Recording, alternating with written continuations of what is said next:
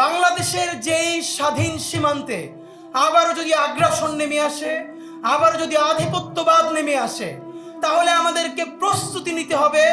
আবারও কোটি কোটি আবরার, শুধু বুয়েট নয়, বাংলাদেশের প্রত্যেকটা শিক্ষা প্রতিষ্ঠানে নেমে আসতে হবে।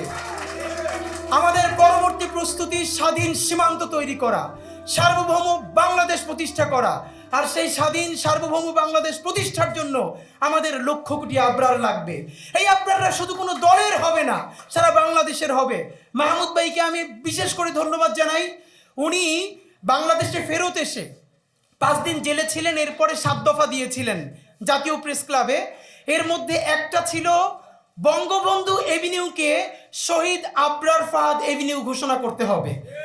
আমি সরকারকে অত্যন্ত একটা জায়গায় আমি তাদেরকে অভিনন্দন জানাচ্ছি এবং তারা এটাকে অ্যাকনলেজ করেছেন এবং রাষ্ট্রীয়ভাবে বঙ্গবন্ধু এভিনিউয়ের বর্তমান নাম শহীদ আবরার ফাহাদ এভিনিউ। তো এখন এইটা আমরা অনেকে জানি না এবং নামটাও যেহেতু একটু বড়, আমি আপনাদেরকে আজকে ছোট একটা দাওয়াত দিয়ে যাই ডাকসুর প্রোগ্রামই। সেটা হলো এই এভিনিউটার নাম এখন থেকে আমরা সংক্ষেপে সবাই আবরার এভিনিউ বলবো। এটাকে আবরার এভিনিউ আমরা মুখে মুখে নিয়ে আসবো। আজকে বিকেল 4টায় ইনকিলাব মঞ্চ আবরার এভিনিউতে, যেখানে পতিত আওয়ামী লীগের কার্যালয় রয়েছে, সেই কার্যালয়ের সামনে দাঁড়িয়ে শহীদ আবরারের জন্য মুক্তির মোনাজাত করবে ইনশাআল্লাহ। তো আমি আপনাদেরকে সবাইকে দাওয়াত দিচ্ছি।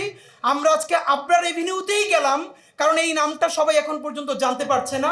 আপনারা যাদের সুযোগ আছে, বিকেল 4টায় শহীদ আবরার এভিনিউতে পতিত আওয়ামী লীগ কার্যালয়ের সামনে আমরা দাঁড়াবো এবং আমরা বাংলাদেশের মুক্তির জন্য, আমাদের আবরারের জন্য, স্বাধীন সার্বভৌম বাংলাদেশের জন্য দোয়া করব।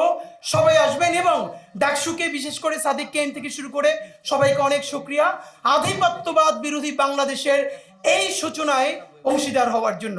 বাংলাদেশ জিন্দাবাদ, ইনকিলাব জিন্দাবাদ।